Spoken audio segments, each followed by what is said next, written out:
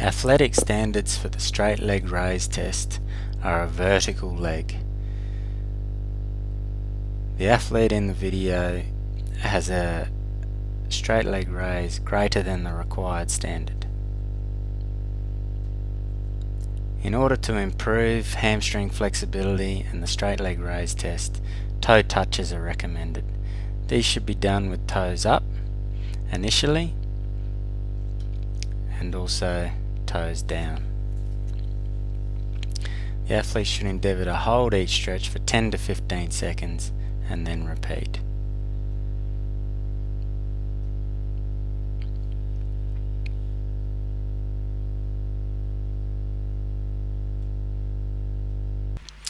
Another stretch to improve the straight leg raise test is single leg lowering. The stretched leg is put up against a frame, a door frame, wall, boxes, and the opposite leg is lifted up to 90 degrees and lowered. The leg being lowered stretches the hip flexors in the lower position, and the leg up against the wall is stretching the hamstrings. To enhance the stretch on both legs, perform single leg lowering on a bench, bed, table, etc., and hold the stretched leg up with a strap, belt, towel, as demonstrated in the video footage. The Thomas 1 test measures hip flexor flexibility.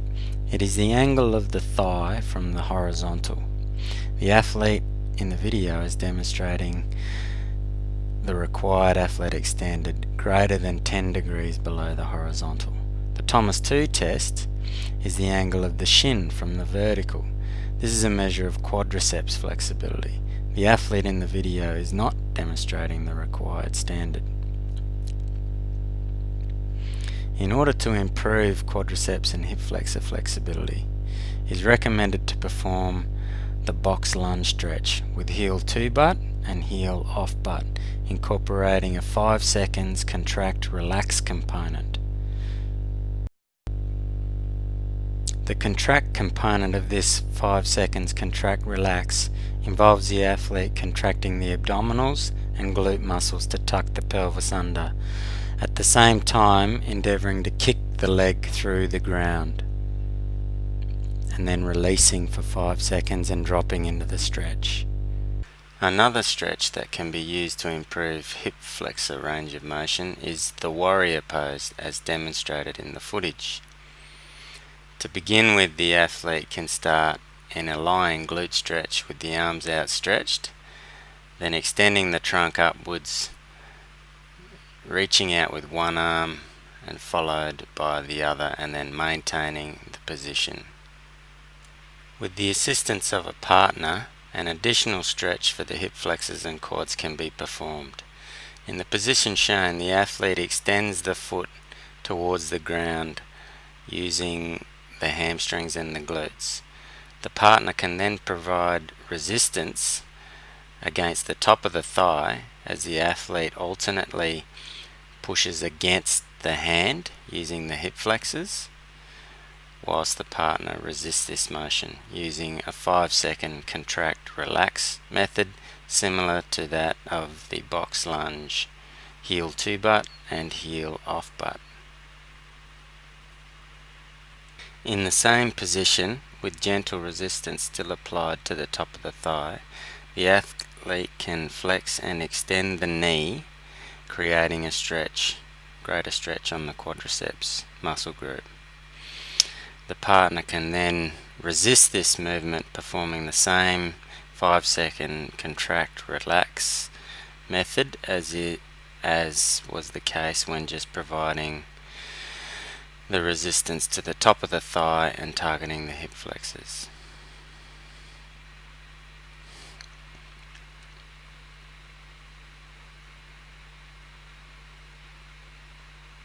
A more isolated stretch can be applied to the TFL muscle by applying a sideways resistance to the leg hanging off the bench as shown in the video footage. The TFL muscle is on the lateral aspect of the left hip and pelvis as shown in the footage, and the same 5-second contract relax method can be used with this TFL variation also. The seated glute test standard is a horizontal shin and the athlete leaning the trunk forward over the shin so that the trunk angle is greater than 45 degrees from the vertical. The athlete is demonstrating the required athletic standard for the seated glute test.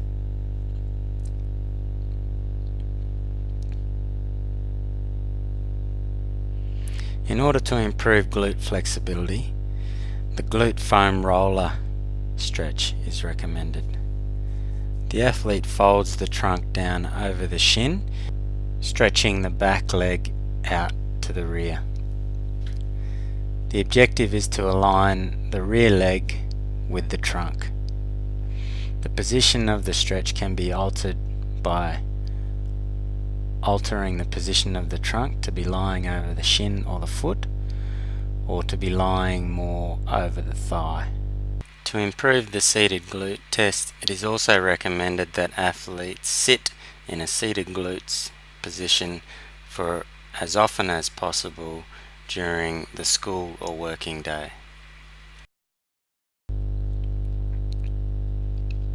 Athletic standards for the wall adductor test are greater than 150 degrees adduction on either leg.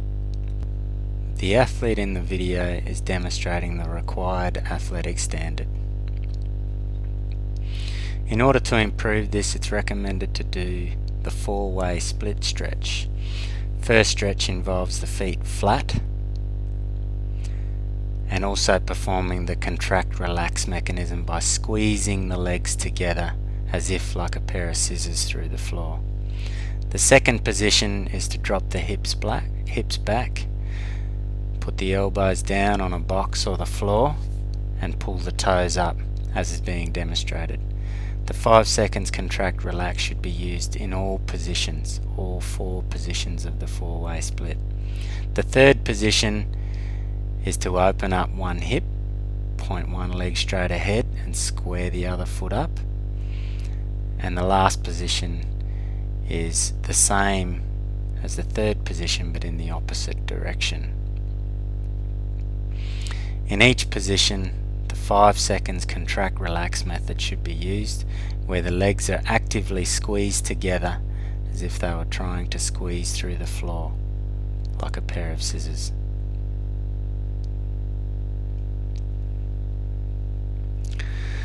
The needle wall athletic standard is greater than 12 centimeters. However, some athletes may require a greater or less needle wall standard depending on the length of their limbs. In order to improve ankle range and the needle wall test, it's recommended to perform the windlass calf stretch. This involves a standard calf stretch with the knee straight for 15 seconds and then moving into a knee bent calf stretch for 15 seconds. This should be repeated 4 times for a total of 2 minutes duration under stretch for each leg. This stretch targets both the short and the long calf.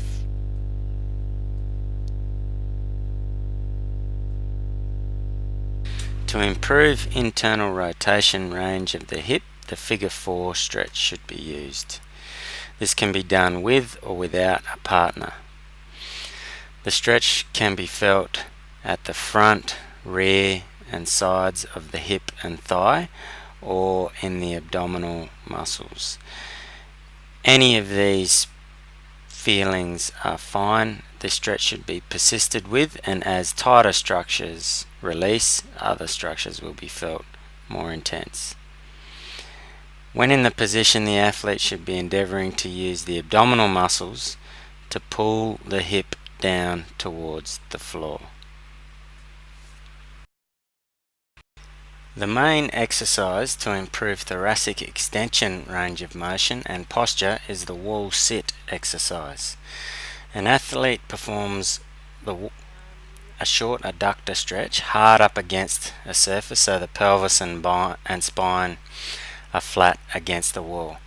The athlete then extends the arms as vertically as possible, straightening the elbows and reaching as high as possible, whilst endeavouring to maintain the back of the palms on the surface of the wall.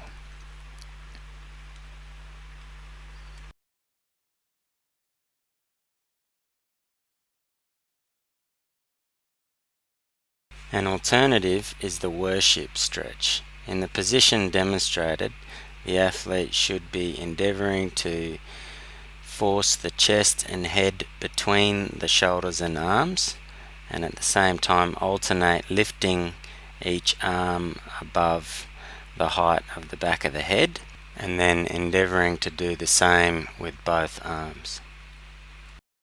To improve thoracic rotation range, you should do the stride with spinal rotation stretch. Get into the position as shown in full stride and rotate the trunk as far as possible towards the side of the flexed hip. To improve shoulder internal rotation range, the hand behind back stretch is recommended. Use a towel, strap, belt, whatever to pull the internal rotation of the arm behind the back, increasing the stretch with the greater the pull. Pelvic shift exercise involve contracting the abdominals and glute muscles 50% each to tuck the pelvis under, and the back extensors and hip flexors 50% each to arch the back. These exercises are an important body awareness progression for higher level techniques in the gymnasium when endeavouring to develop strength and power, but also higher level speed development as well as skill execution on the field of play. The exercise should be done standing, seated, 4-point kneeling, lying face down, and also crook lying. The standing, seated, 4-point kneeling and face down progressions can be moved through relatively quickly, as it simply involves developing body awareness of the muscles that control the pelvis being the bottom of the core and the one essentially involved in the transferal of forces to advanced skills. This athlete is demonstrating the crook lying roll-up. This involves an added component where the athlete endeavours to avoid any doming of the outer abdominal muscles.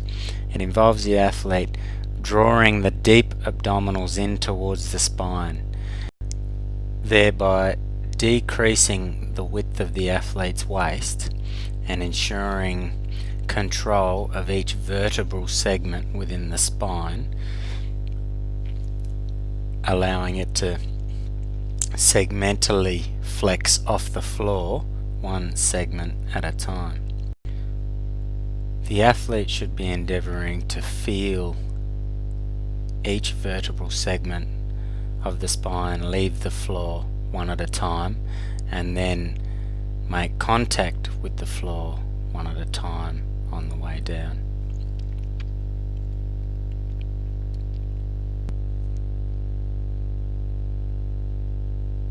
This is the clam exercise. It is a major exercise to develop the strength of the lateral stabilizers of the pelvis, such as the glute medius and external rotators of the hip. Notice how the spine does not move while the hip externally rotates and abducts. This is the single leg lateral hip drop exercise. It's another good exercise to develop the lateral stabilizers of the pelvis and develop good body awareness of the pelvis during functional activities. This is the single leg pelvic shift exercise in the anterior posterior direction. So using the abdominals and glutes to tuck under, and the back and hip extensors to arch the back, as is the same on the double leg variations.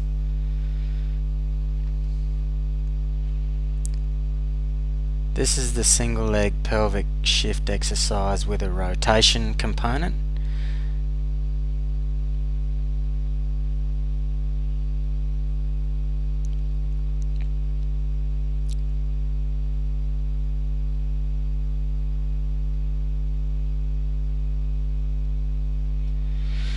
This is the split stance pelvic shift exercise in the anterior posterior direction. So the same as for double leg pelvic shift exercises, using abs and glutes to tuck, and back extensors and hip flexors to arch the back. The difference in this exercise is to develop control of lunge mechanics, control of the pelvis. The deeper one goes in the split squat, as can be seen in the demonstration. Using the abdominals and glutes to tuck the pelvis under brings the hip flexor of the rear leg under a greater stretch.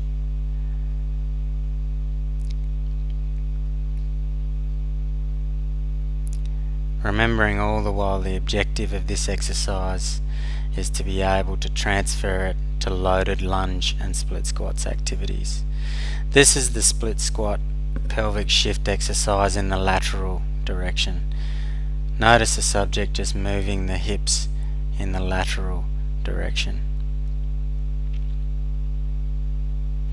using the glutes of the rear leg and the obliques of the trunk to pull the hips up and down in a lateral fashion, and gradually moving into a deeper split. This exercise is the Pilates sit-up.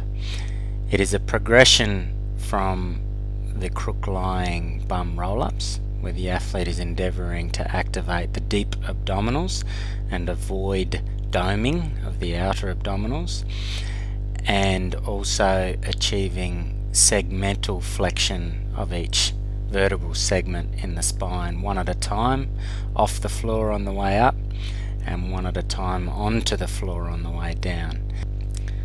The legs bent at 90 degrees version is a more difficult progression than the legs out straight version, as is being demonstrated here.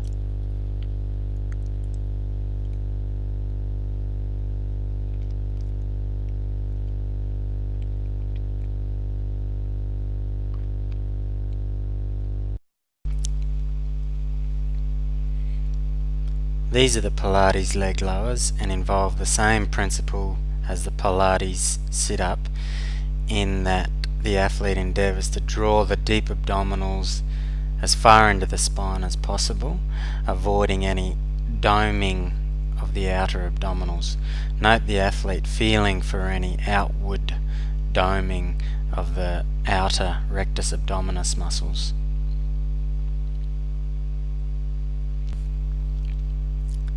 This exercise are the wipers exercise, and are a progression from the Pilates sit-ups and leg lowers in the athlete, drawing the deep abdominals into the spine and rotating through the spine segmentally, feeling each vertebral segment rotate to the left and to the right using deep abdominal activation.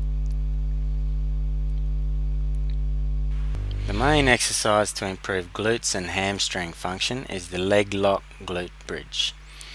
Flex one leg as far as possible towards the chest and abdominal region using the arms, and have the other leg at 90 degrees at the knee or less, and then push the leg on the ground into the ground so that the hips lift off the ground as high as possible, and perform the required number of repetitions.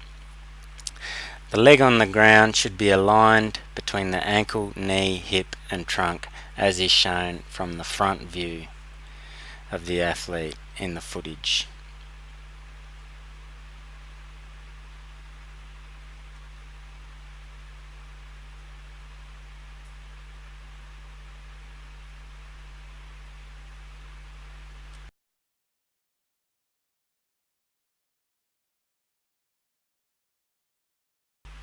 The main exercises to improve trunk rotation strength and control is the rolling exercise. Flex opposite elbow and knee as close as possible to each other and extend the other opposite arm and leg out as far as possible, and then try and roll the body in each direction as shown in the footage. Whilst rolling, there should be a concentrated effort to maintain the elbow and knee as close to each other as possible.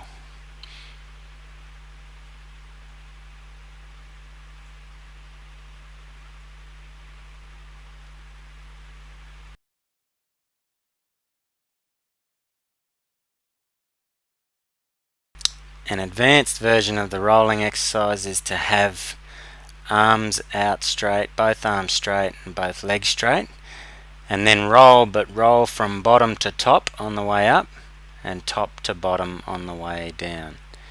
Notice the subject in the footage rotating with the legs, knees, then hips, followed by the trunk and shoulders on the way up, and reversing this sequence on the way back, starting with the shoulders, trunk, hips, knees and legs, so that this exercise is performed as a spiral type motion.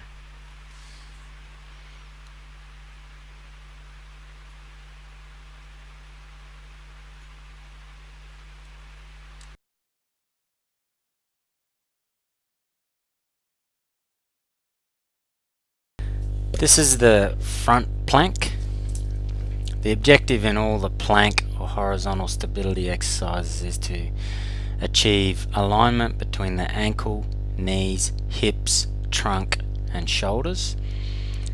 Essentially, it is the correct vertical standing posture in a horizontal position. This is the front plank on the hands.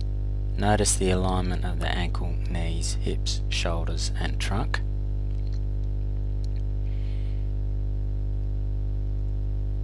This is the side plank on the forearm with correct anatomical alignment.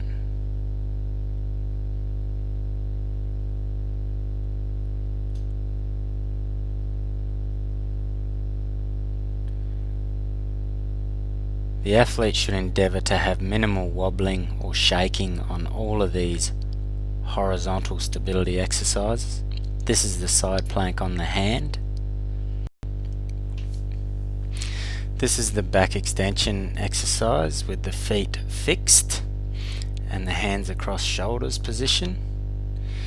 This is the back extension exercise with the feet not fixed off the floor in the seal position, where the head, shoulders and chest are lifted and the feet and legs remain on the floor. This is the back extension exercise, hands across shoulders with the feet fixed. This is the same exercise in the eagle position, a more difficult version, and this is the same exercise in the Superman position, an even more difficult position. This is the front plank 3-point one leg up exercise. This is the side plank forearm star exercise.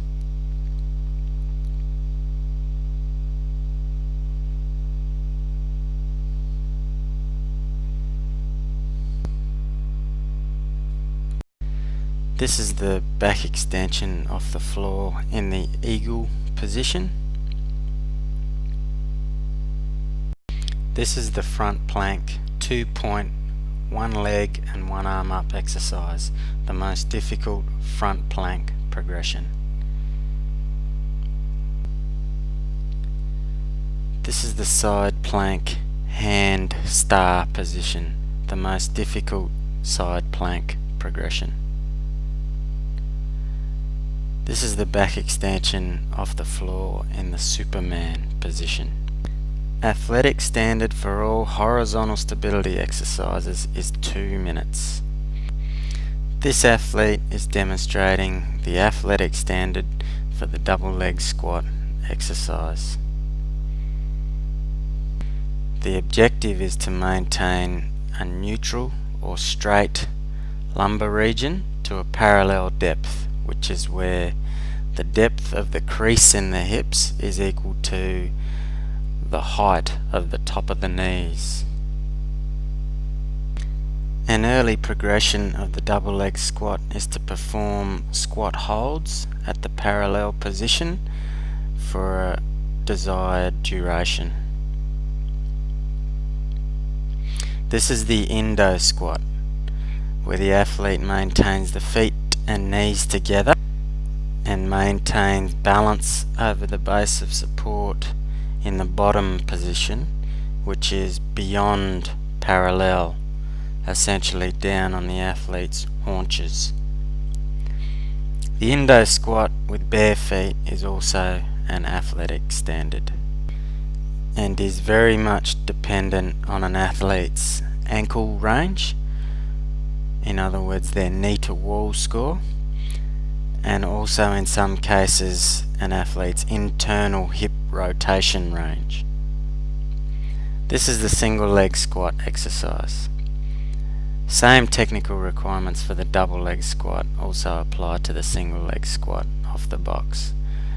Notice the back maintaining a straight position and maintaining ankle, knee, hip alignment throughout the movement. This is the single leg squat hold with a 10-second hold at a 120-degree knee angle. Single leg squat holds, as they are for the double leg squat, are important progressions in developing strength in the lower limbs.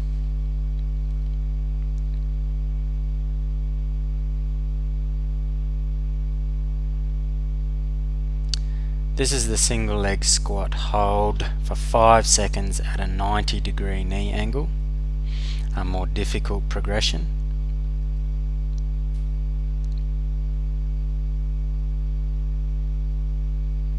And this is a single leg squat hold at parallel, beyond parallel in this case, the most difficult single leg squat progression.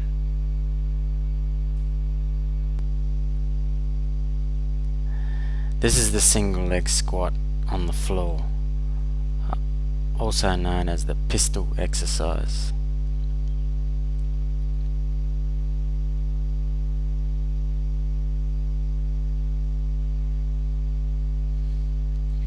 This is also an athletic standard.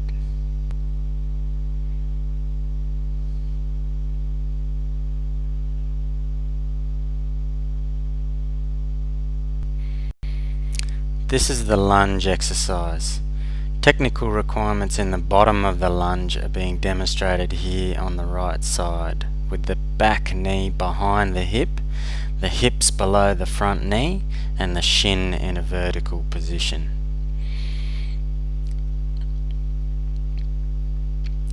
On the left side, the athlete demonstrates all the technical requirements except the front shin is probably mildly beyond vertical. However, everything else meets the technical standards. During the lunge, the athlete should endeavour to avoid any dropping of the hips to one side whilst in the hole, or any rotating forward or backwards of the pelvis during the exercise. This is the basic split squat exercise with all the same technical requirements as for the lunge, and is a progression from the split stance pelvic shift exercises. This is the lunge walk exercise, which is a simple progression from the basic out and back lunge. Notice the vertical position of the trunk. The athlete is using the strength in the hips and the legs to perform this exercise, with minimal momentum shift being incorporated with the trunk to help get in and out of the lunge. This is the sprinter's lunge where the basic arm action of sprinting are incorporated into the walking lunge. This is the 8-way lunge exercise. This is an advanced progression of the simple lunge, lunging laterally with the foot closed, laterally with the foot open, and then lunging 45 degrees to the rear with the foot open.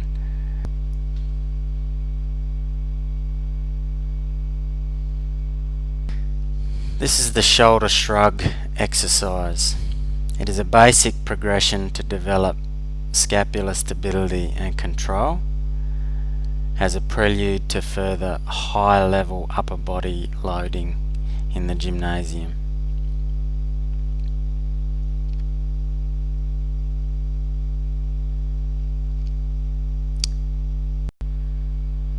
This exercise are overhead shrugs. Notice the athlete rotating the arms internally, endeavouring to squeeze the two pinkies together at the top of the movement. This is the partial chin exercise, and again is another basic progression that needs to be mastered prior to higher level loading in the vertical pulling plane.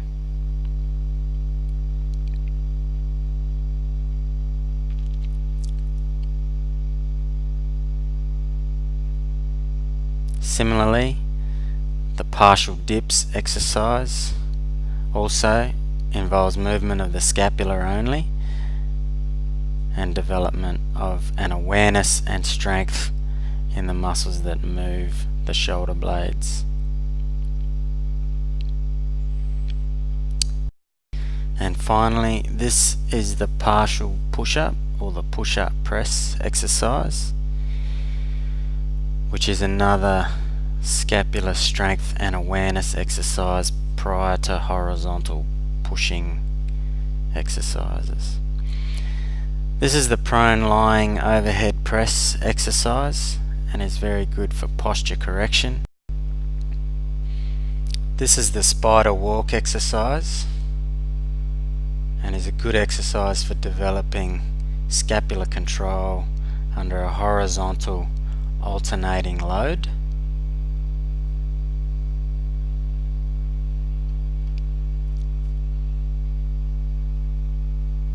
This is the same exercise but in a lateral direction with a karaoke crossover of the hands.